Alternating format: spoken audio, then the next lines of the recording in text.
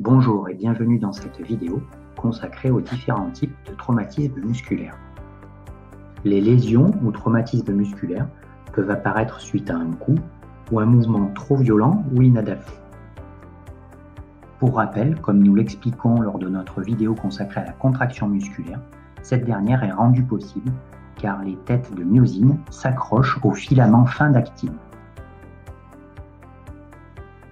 Nous allons maintenant pouvoir comprendre plus facilement les différents types de traumatismes musculaires.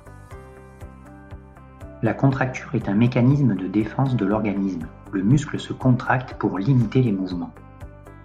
C'est le cas par exemple d'un lumbago, d'un torticolis, mais aussi lorsque le muscle est épuisé. Il reste alors contracté pour limiter les mouvements et éviter l'aggravation du traumatisme. C'est également le cas lorsqu'on reçoit un coup, où la contraction réflexe du muscle permettra de mieux le préserver. Enfin, même si l'origine est différente, une crampe peut s'apparenter à un type de contracture musculaire. En effet, une crampe est une contraction brutale, intense, involontaire et très douloureuse du muscle. Dans tous ces cas, le point commun réside dans le fait que les têtes de myosine restent accrochées aux filaments d'actine, rendant impossible la décontraction du muscle. L'élongation, quant à elle, est due à un étirement forcé du muscle. C'est la première étape d'une déchirure. Dans une déchirure de niveau 1, le muscle est douloureux au toucher mais pas contusionné. Les déchirures de niveau 2 vont montrer une contusion à l'endroit où les fibres musculaires se sont déchirées. Une déchirure de niveau 3 implique une contusion et une séparation réelle du muscle. Dans les cas les plus extrêmes, cela peut aller jusqu'à la rupture totale des fibres musculaires, que l'on appelle aussi un claquage.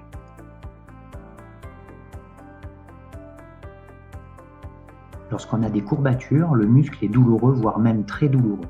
Ces douleurs interviennent après l'effort et peuvent même durer quelques jours. On les retrouve notamment à la suite d'efforts inhabituels, quand on reprend une activité physique ou qu'on fait un effort plus intense que d'habitude, mais aussi lorsque le muscle se contracte de façon excentrique. C'est-à-dire que le muscle se contracte tout en s'étirant.